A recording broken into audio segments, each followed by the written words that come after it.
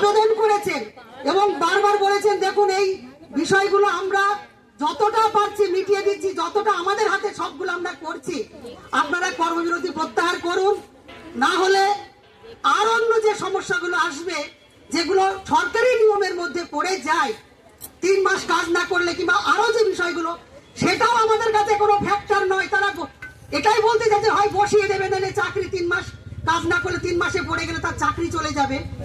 আমরা এটা আমাদেরকে ভয় দেখানোর জন্যই বলো কিংবা যে কারণেই বলো, এটা আমরা ভীত হয়েছি। আমরা কোনো কর্মী ভীত হইনি।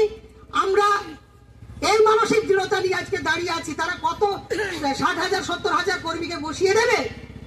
এদের যদি তারা সেটা করে তাহলে গোটা দেশ জুড়ে তাদের যে পরিস্থিতি সামনাসামনি হতে হবে সেটা আমরা জানি।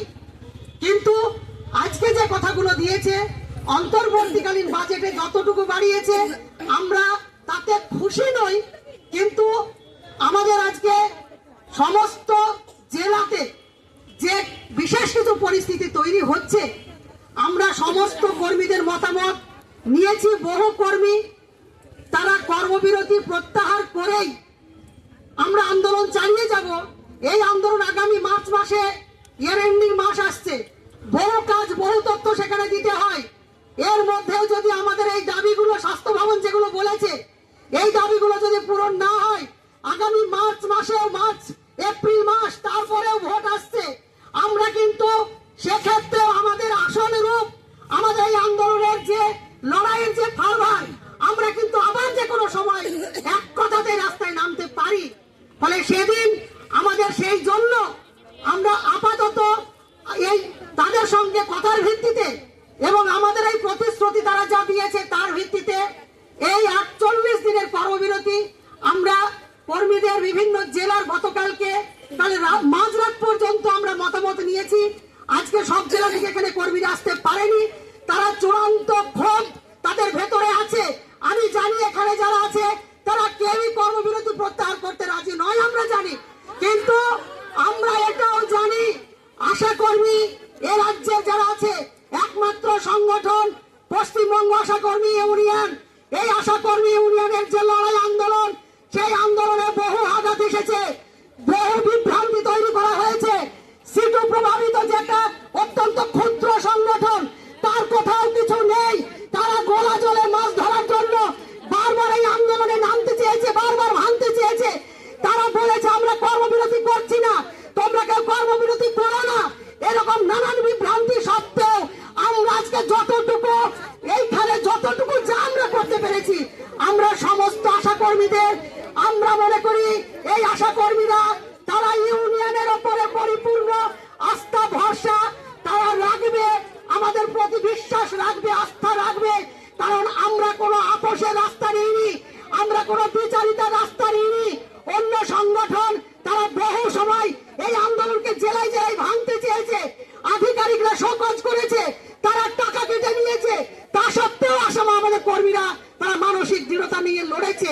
ফলে আমি পশ্চিমবঙ্গ আশা কর্মী ইউনিয়নের রাজ্য সম্পাদিকা হিসেবে সমস্ত আমার আশা দিদি বোনেদের প্রতি পূর্ণ আস্থা ভরসা রেখে এখানে এই কথাটি বলতে চাই, আগামী দিনে আরো বৃহত্তর আন্দোলন গড়ে তোলার জন্য আপাতত সাময়িক হলেও আমরা জানি লড়াই আন্দোলনের জিগজ্যাগ রাস্তা থাকে, পিছিয়ে গিয়েও প্রয়োজনে আমাদের আরো বৃহত্তর আন্দোলনের প্রস্তুতি নিতে হয়। আমাদের কর্মীরা সকলেই এই মানসিক দৃঢ়তা এবং এই মনোবল নিয়ে আজকে ফিরে যাবে। আমরা আন্দোলনের রাস্তাতেই থাকবো, মা বাচ্চা ছাড়া কোনো কাজ করবো না, অতিরিক্ত কোনো ডিউটি করবো না, পরীক্ষা ডিউটি কেউ করবে না, আগামী ভোট আসছে ভোটের ডিউটি কেউ করবো না। কারণ এই ভোটের বাজেট আমাদের জন্য কিছু নিয়ে আসেনি, আমাদের বিপক্ষেই তারা নিয়ে গেছে এই বাজেটকে। আমরাও এই ভোটের আগেও কি করতে হয়, কি রকমের কি ভাবতে হয়, কর্মীরা যে ক্ষোভ নিয়ে আজকে আছে সেই ক্ষোভের বহিঃপ্রকাশ নানান জায়গাতে বিস্ফোরণের মতন সেটা কিন্তু ফেটে পড়ছে। ফলে আমরা আজকে এখান থেকে ফিরে যাব, কিভাবে কি প্রক্রিয়া আগামী দিনে কিভাবে লড়বো। আর যে কথাটা আজকে স্বাস্থ্য ভবন দিয়েছে, আমরা মাথা নিচু করে কাল থেকে কেউ কাজে লাগবো না, আমরা কাজে কেউ মাথা নিচু করে ঢুকবো না। কারণ আমরা জানি এই আধিকারিকরা অত্যন্ত অসম্মানিত করেন, অত্যন্ত তাদের সঙ্গে বিরূপ আচরণ করেন।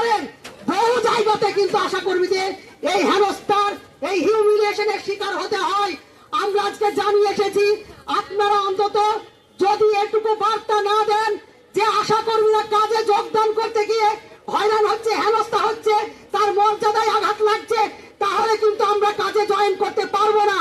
আগে আমার কাজে জয়েন করার জন্য তুমি সমস্ত পরিস্থিতি তাকে তৈরি করো, তাহলেই আমরা জয়েন করতে পারবো। না হলে এটা আমাদের পক্ষে অসম্ভব। আমরা কোনো অন্যায় করিনি, আমরা মাথা নিচু করে জয়েন করব না। আমরা আন্দোলন করেছি আমার বেঁচে থাকার জন্য, আমার স্বাস্থ্যের জন্য, আমার পরিবারের জন্য। তোমার যে স্বাস্থ্য ব্যবস্থা সেটা নির্মাণ করার জন্যই আমি আজকে এই লড়াই, এই আন্দোলনে থাকতে হয়েছে।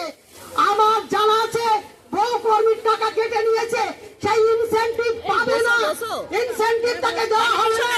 এই স্যাক্রিফাইস তারা করছে, তারা আজকে কষ্ট নিয়েই যাচ্ছে যে আমরা আরো কর্মবিরতি করতাম, আমাদের আরো কর্মবিরতি, এই পথেই আমরা থাকবো।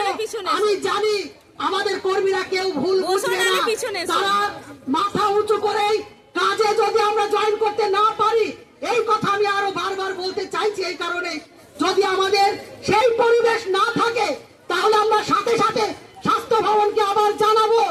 উনি বলেছেন যদি কোথাও সমস্যা হয় তাহলে আপনি কালকে আবার এখানে আসবেন, যদি প্রয়োজন হয় অতীতের মতন কালকে আবার আমরা এখানে আসবো। এই কথা আপনাদের সামনে আমরা দিলাম।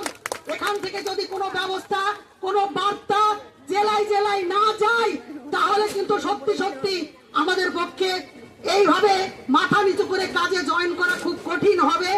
এই কথা আজকে আপনাদের সামনে বললাম। আপনারা যোগাযোগ করবেন, আপনারা সংগঠনকে মজবুত করুন, আমাদের এই লড়াই চলবে। এই আশা এবং এই ভরসা, এই প্রত্যাশা আপনাদের প্রতি আমাদের আছে। এইটুকু বলে আজকের এখানকার এই কর্মসূচি এখানে শেষ করলাম। প্রতি জেলা নেতৃত্ব, ব্লক নেতৃত্ব রাজ্যের সঙ্গে যোগাযোগ করবেন, আপনারা নিজেরা কোনো ধরনের কোনো সিদ্ধান্ত নেবেন না। এই কথা বলে আজকের কর্মসূচি এখানেই শেষ করলাম।